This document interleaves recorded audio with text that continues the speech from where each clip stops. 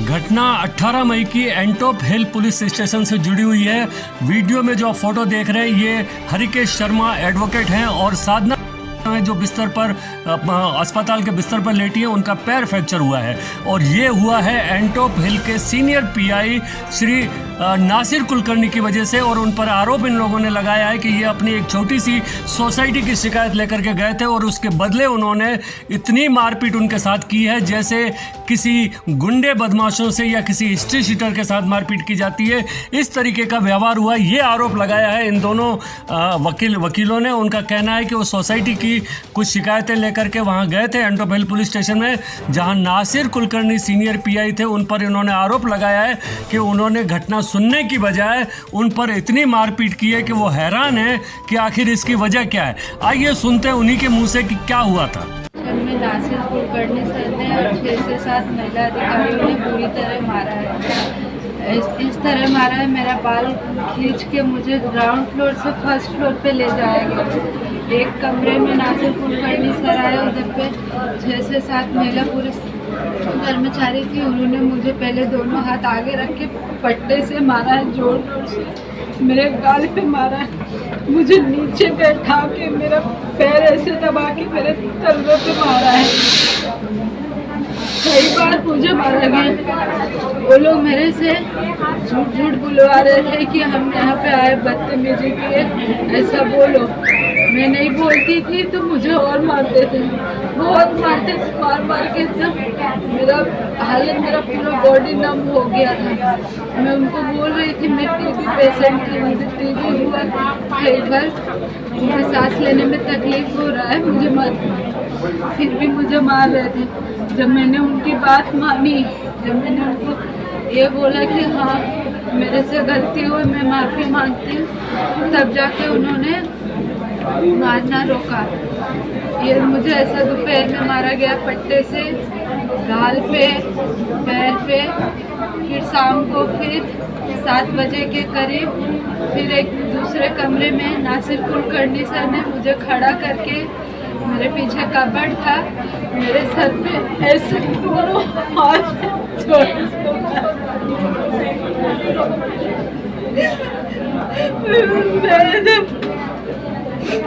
उधर बेहोश हो गई।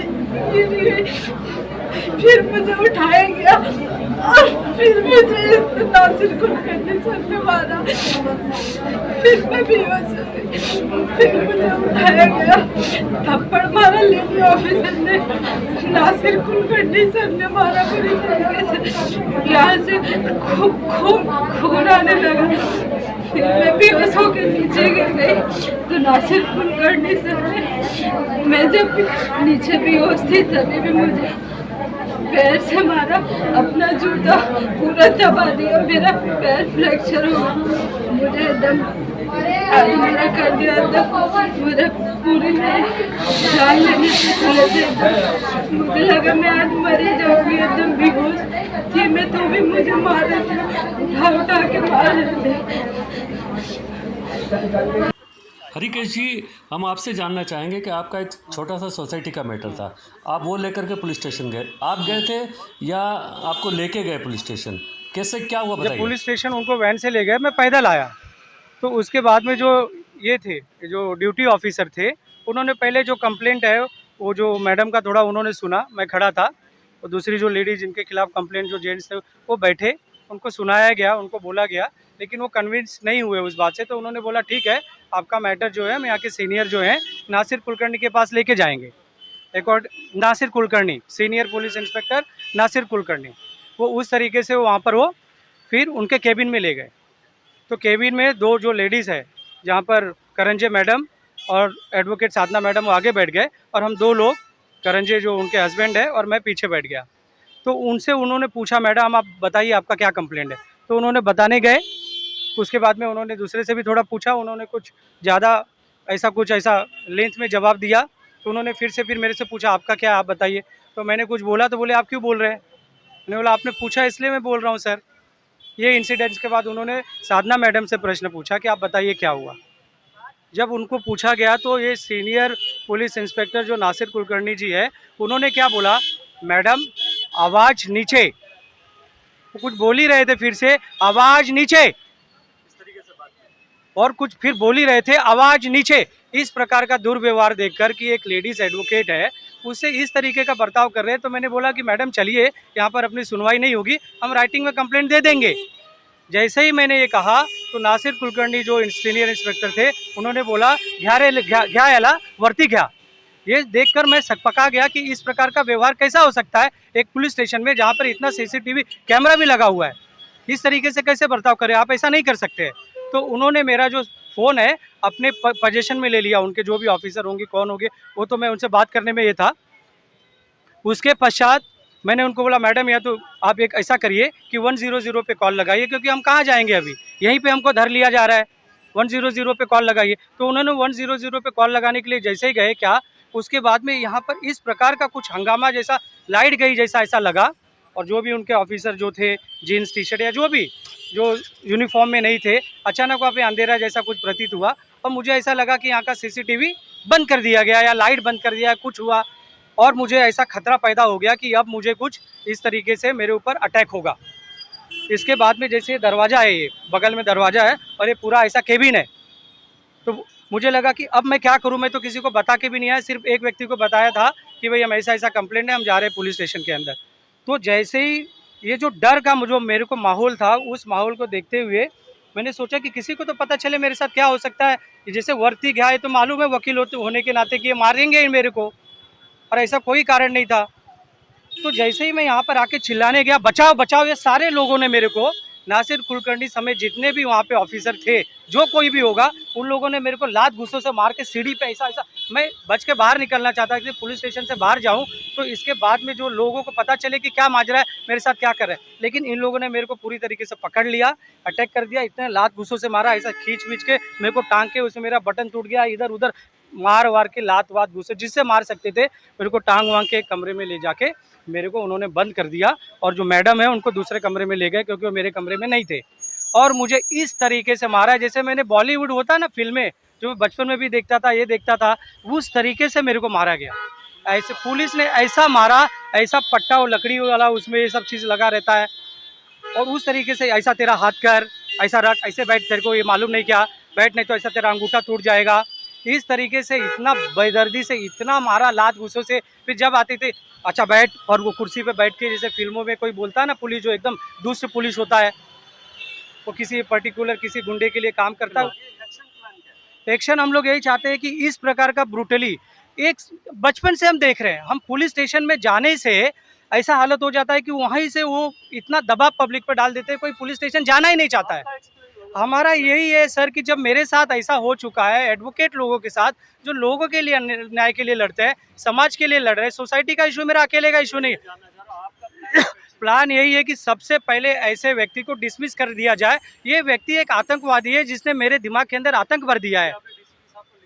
लिख के दिया, हाँ हमने ये लिखा है कि भाई जो है एफआईआर लॉन्च किया जाए। सबसे पहले एफआईआर की मांग की है 307 के अंदर, अटेम्प्ट टू मर्डर 326 के अंदर जो हड्डी फ्रैक्चर हो गई है कान का ये है 324, इसके बाद में 323, 504 धमकाने का, 506 2 जान से मारने की धमकी का। जो सबूत मिटाने की बात की गई, सबूत जो है सीसीटीवी फुटेज बिल्कुल नहीं मिलेगा, उन्होंने गायब कर दिया है या वो बंद कर दिया है। ये सारे सेक्शन उन पे लग के तुरंत और डिसमिस होने चाहिए, और ऐसे ही इंक्वायरी बैठनी चाहिए कि इसके पीछे कौन है, ऐसा कौन व्यक्ति है जो अच्छा काम करने नहीं दे रहा है और लोगों की जान के ऊपर बन के आया है, उसकी पूरी जांच होनी चाहिए। जो सोसाइटी से रिलेटेड मैटर है तो इसमें सीधा सीधा हैंडओवर का प्रोसेस है। इसमें बिल्डर और बिल्डर का भाई जो है तिलक शाह और उसके द्वारा स्थापित जो एक जितेंद्र चतुर्वेदी करके चेयरमैन है, डॉक्टर लीना चोपड़ा जो सेक्रेटरी बार बार एक वो सेक्रेटरी बने हुए हैं। इसके अलावा जो दूसरे लोग हैं, इसके अलावा जो भी उसमें कार्तिक मुदलियार करके रियल इस्टेट एजेंट है, दूसरे रियल इस्टेट एजेंट तिलक शाह जो है वो भी खुद भी रियल इस्टेट एजेंट है, वो वहीं पे काम करते आए। बिल्डर दोस्ती एकर्स बिल्डर है, दोस्ती एकर्स वाले जो दोस्ती रियलिटी वाले हैं वो बिल्डर है। मुझे पूरी तरीके से ऐसा लग रहा है कि इतना जो सारा चीज़ किया गया है उनके प्रेशर के, उनके द्वारा कि इसको इतना मारो, इसको इतना सबक सिखाओ कि ये किसी प्रकार का कोई आवाज़ नहीं उठा पाए, कुछ बोल नहीं पाए। और मैं हमेशा एक एडवोकेट होने के नाते, हमारे साथ एडवोकेट भास्कर मालखेड़ा हैं, हम उनसे जानना चाहेंगे भास्कर जी, आपने देखा ये किस तरीके से वकीलों के साथ ये मारपीट हुई है एंटॉप हिल पुलिस स्टेशन में। आरोप है कि वहाँ के जो सीनियर पीआई हैं नासिर कुलकर्णी, उन्होंने उन पर हाथ उठाया है, जबकि नासिर कुलकर्णी जी का कहना है कि ऐसी कोई घटना नहीं हुई है, ये प्रायोजित थे, ये किसी के इशारे पर, किसी के कहने पर उन्हें फंसाने की एक साजिश की है। आपका क्या कहना है? मेरा कहना ये है कि ये ऐसी अभी ये जो घटना है कल परसों की, इसके अलावा ऐसी बहुत सारी घटनाएं हुई है और हर बार किसी ना किसी ने एडवोकेट पे हमला किया है और ये हमले ऐसे होते रहेंगे तो हम एडवोकेट ने कहाँ जाना। अभी इन लोगों को जो लेडी एडवोकेट है उनको ऐसे कान पे मारना 3 बार, यानी उसके ईयर ड्रम फोड़ देने का, यानी ये कौन सा तरीका है एडवोकेट को ट्रीट करने का। ये एडवोकेट लोग उनके पास कंप्लेंट लेके गए थे, कंप्लेंट करने के लिए गए थे, कंप्लेंट लॉन्च करने के लिए गए थे और उनको ऐसा ब्रूटली मारना, निर्दयता से इनको मारना, खोली में बंद करके, रूम में बंद करके, तो ये इनका पुलिस का रवैया ये कॉन्स्टिट्यूशन में आता है क्या, इनके पुलिस एक्ट में आता है क्या, या किसी ने पावर दिया है क्या इनको, ये समझ के परे है। तो क्या मतलब आपकी मांग क्या है, अभी क्या चाहते हैं आप? अभी अगर ये ऑफिसर और जिन्होंने भी इसको मारा है, इन लोगों को, दोनों को, एडवोकेट को मारा है, उनके खिलाफ अगर तुरंत तौर से उनको सस्पेंड नहीं किया और उनके खिलाफ एफआईआर लॉन्च नहीं किया तो हमको बड़ा और एक भारत देश भर आंदोलन खड़ा करना पड़ेगा।